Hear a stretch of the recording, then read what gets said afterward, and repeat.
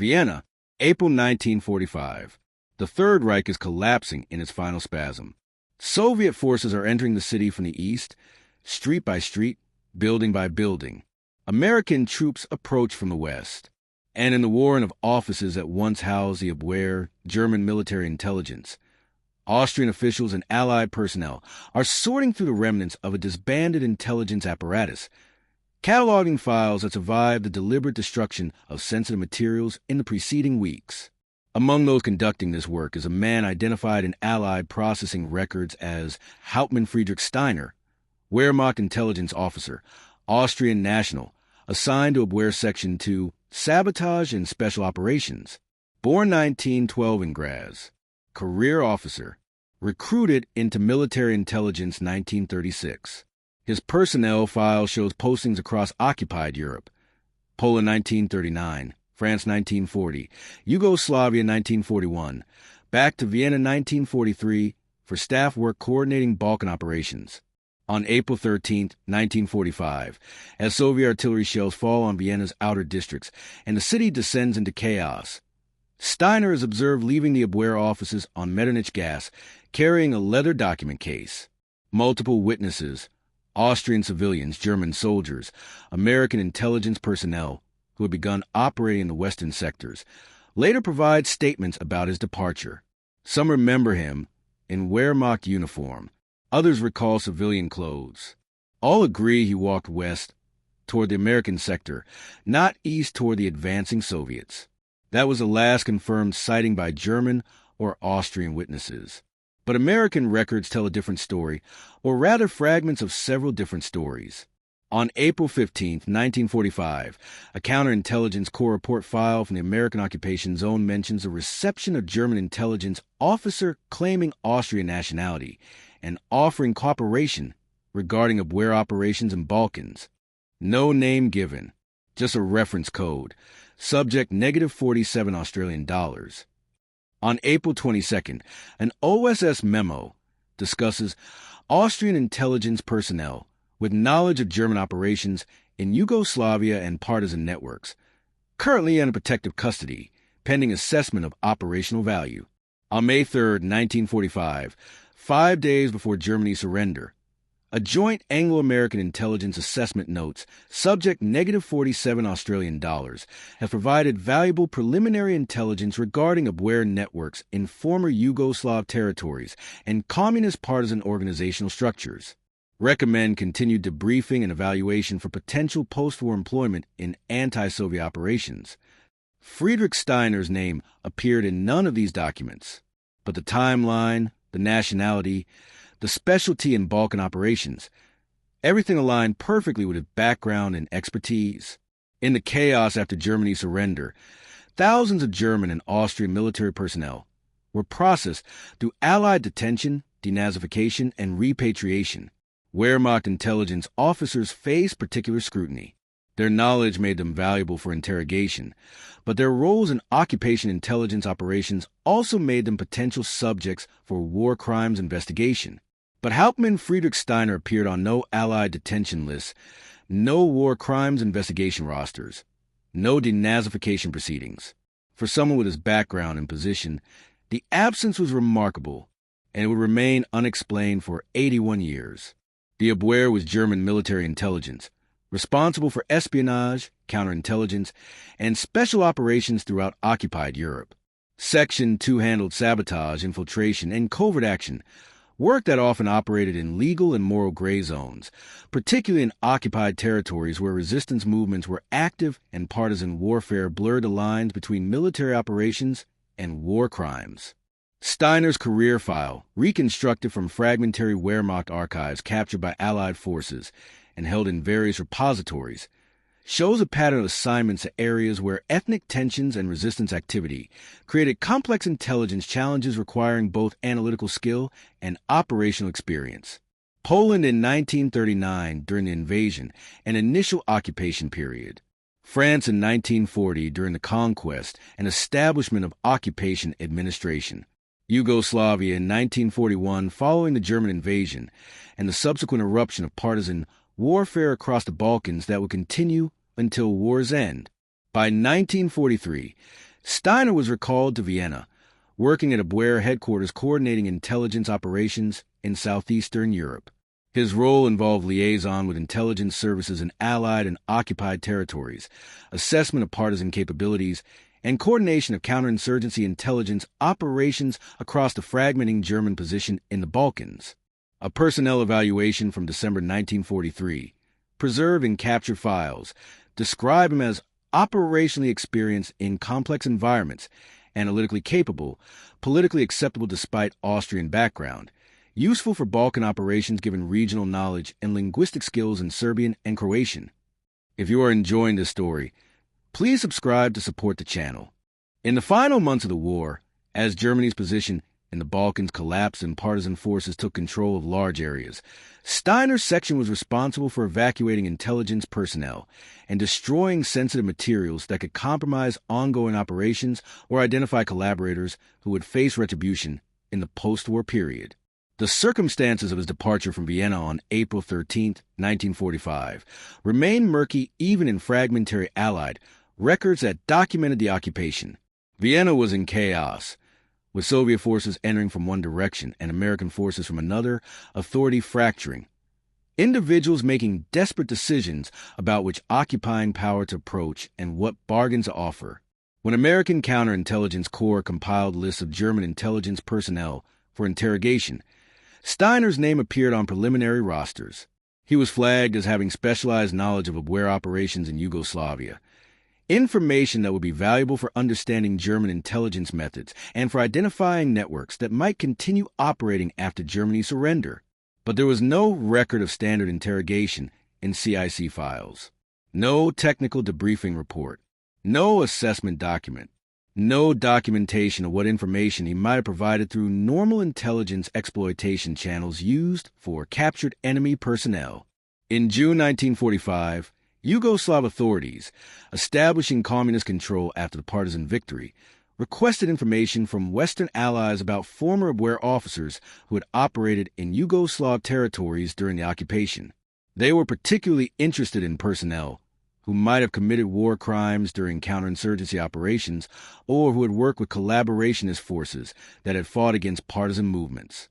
Steiner's name was on their list, accompanied by specific allegations about his involvement in intelligence operations that had led to the identification and arrest of partisan members during 1941 to 1943.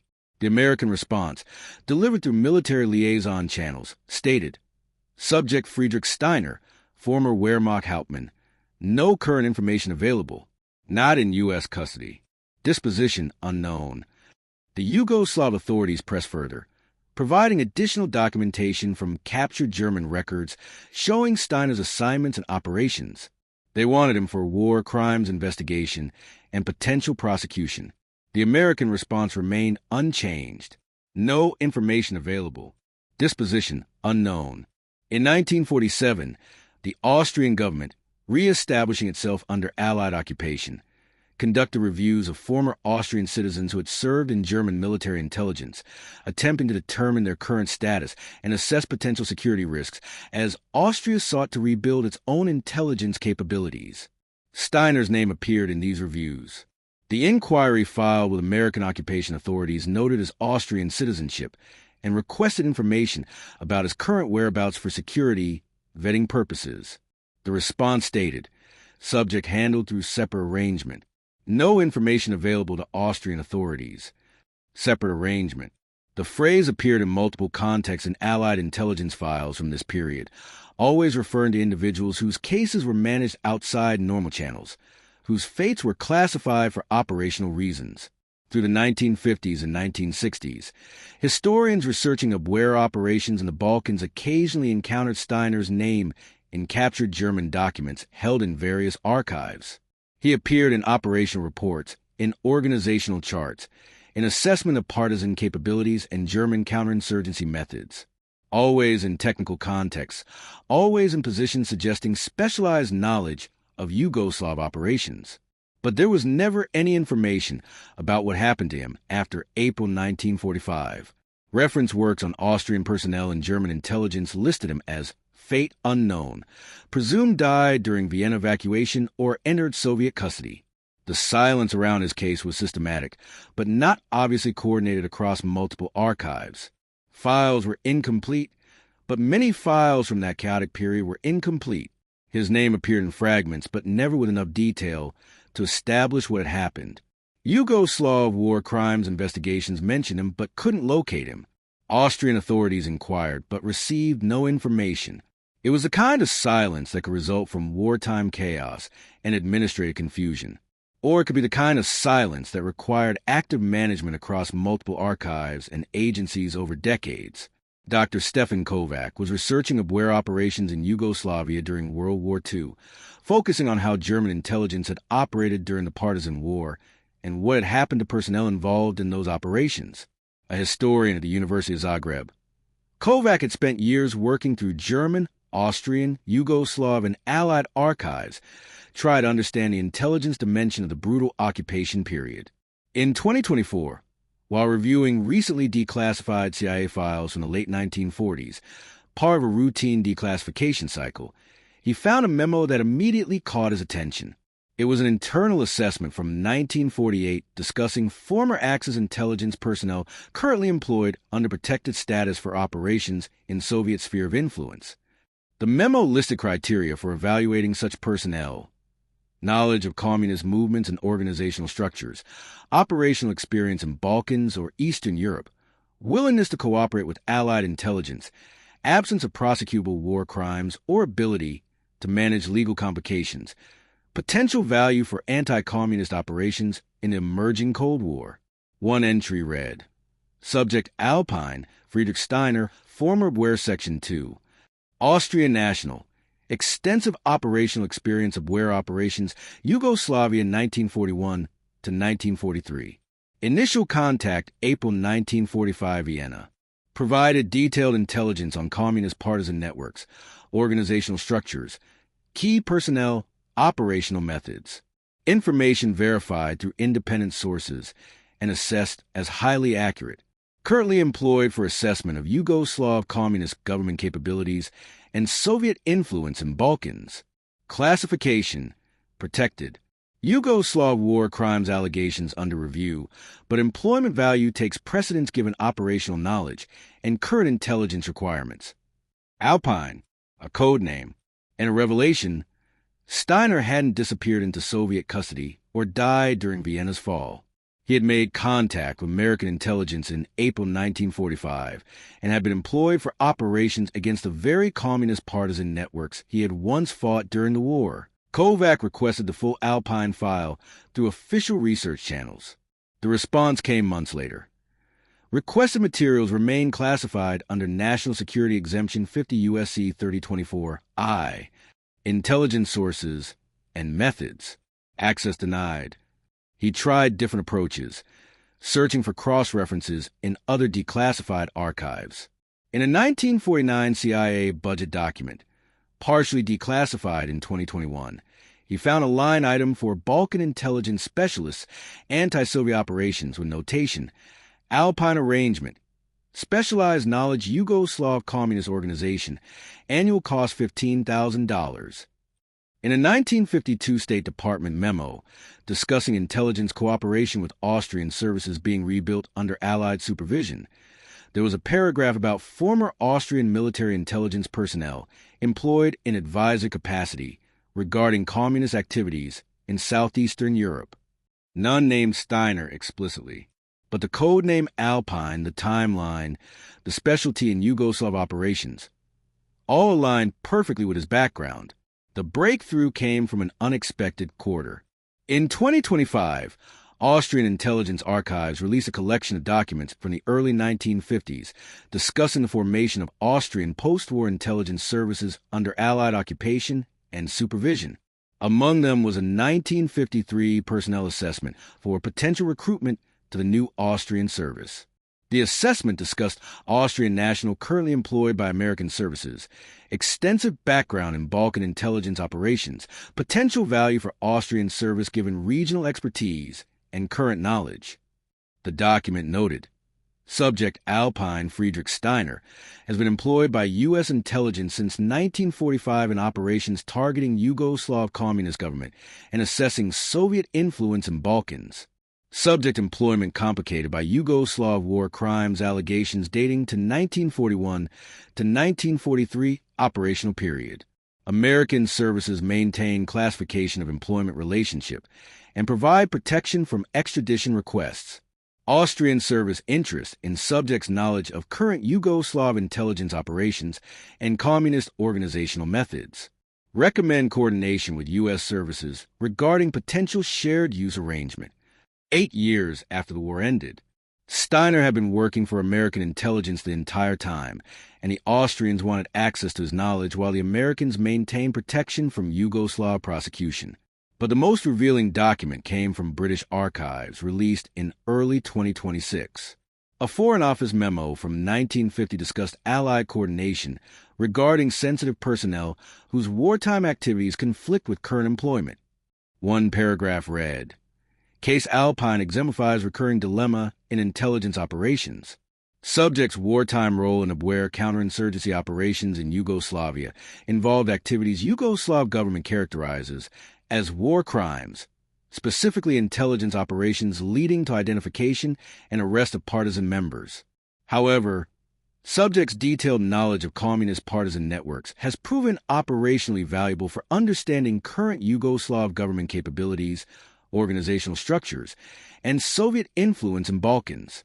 American services maintain subjects' wartime activities, while questionable, do not rise to level warranting prosecution, given current intelligence value and absence of direct involvement in atrocities.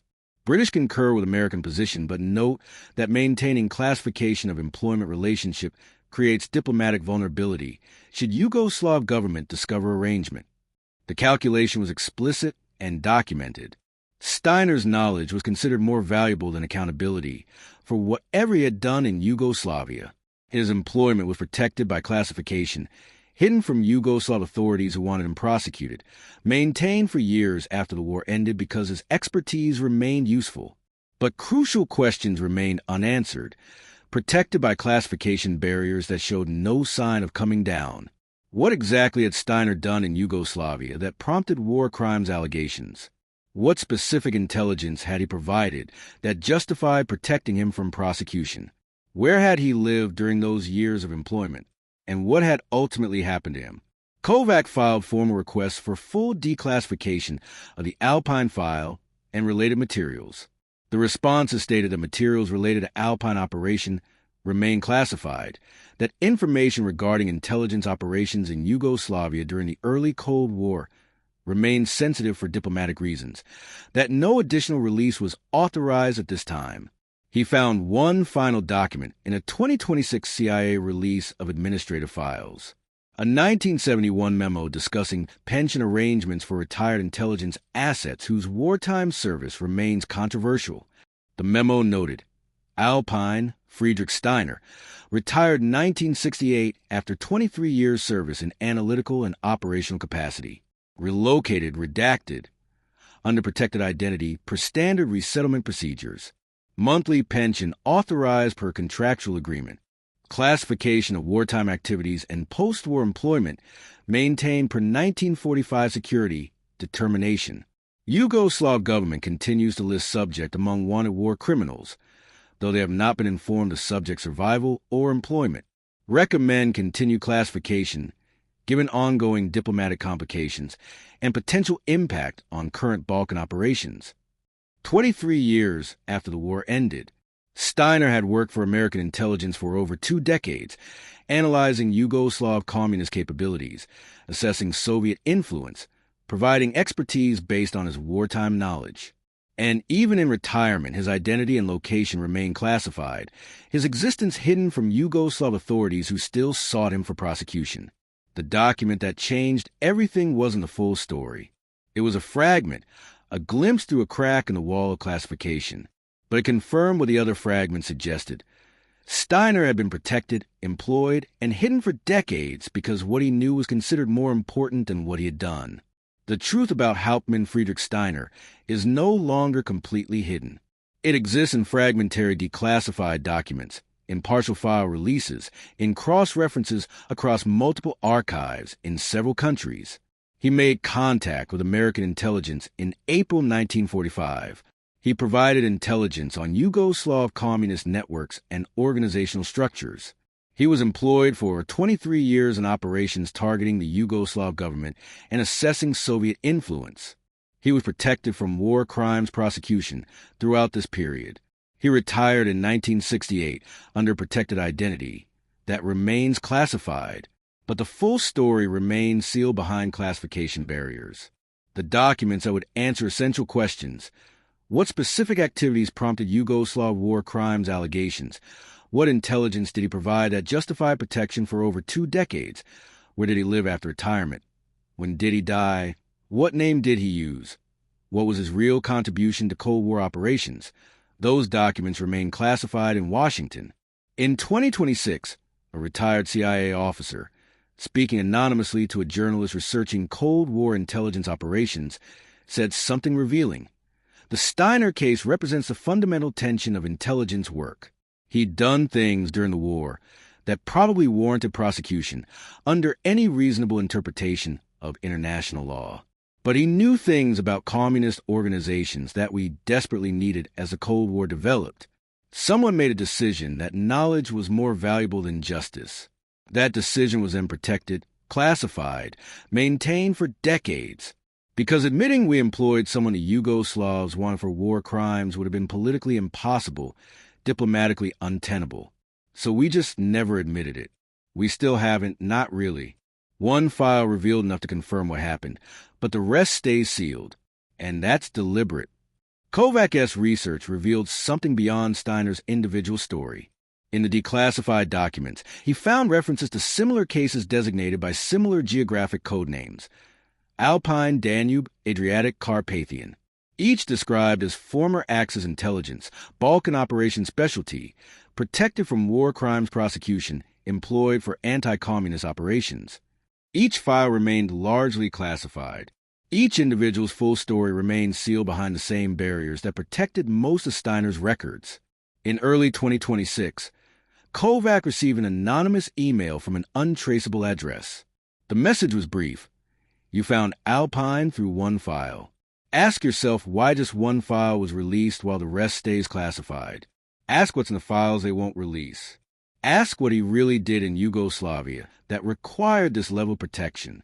The one file changed everything because it was supposed to control disclosure, showing just enough to acknowledge the story exists while keeping the details that would truly matter buried. You found what they wanted you to find. Nothing more.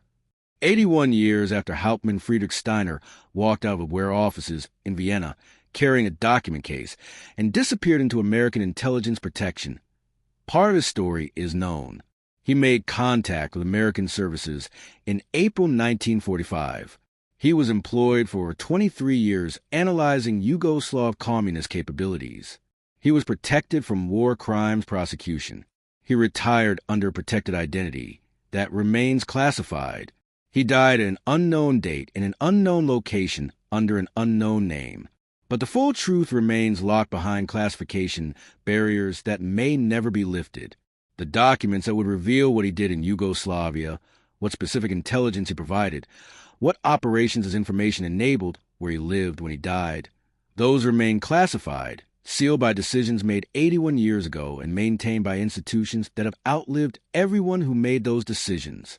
Because Steiner's story isn't just about one man's protection from prosecution. It's about the calculations intelligence services make, about weighing knowledge against justice, about decisions to employ people who should perhaps face accountability, about truths too complicated to acknowledge publicly even decades after the events. The streets of Vienna are peaceful now, rebuilt from wartime damage, prosperous and secure. The building on Metternich-Gas that housed the WWII offices is offices and apartments now.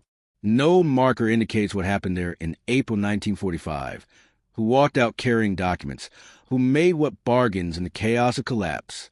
History records the occupation, the beginning of the Cold War, the division of Europe, but the individual transactions, the specific people who were protected and employed and hidden, because their knowledge was deemed more valuable than accountability for their actions. Those remained partially sealed, partially revealed, carefully managed. His World War II records were sealed for decades. 81 years later, one file changed everything. But only one file was released. The rest remained classified. And maybe that's the point. To reveal just enough to confirm the story exists while keeping the details that would truly change everything locked away, protected by classifications that show no expiration date, guarded by institutions that decided some truths serve better purposes remaining incomplete, that some bargains made in the shadows of intelligence work are never meant to be fully illuminated. The one file changed everything by confirming what happened. The files that remained sealed would change everything by revealing why and how and at what cost. And those files, it seems, are not meant to be read. If you like this story, please subscribe to support this channel.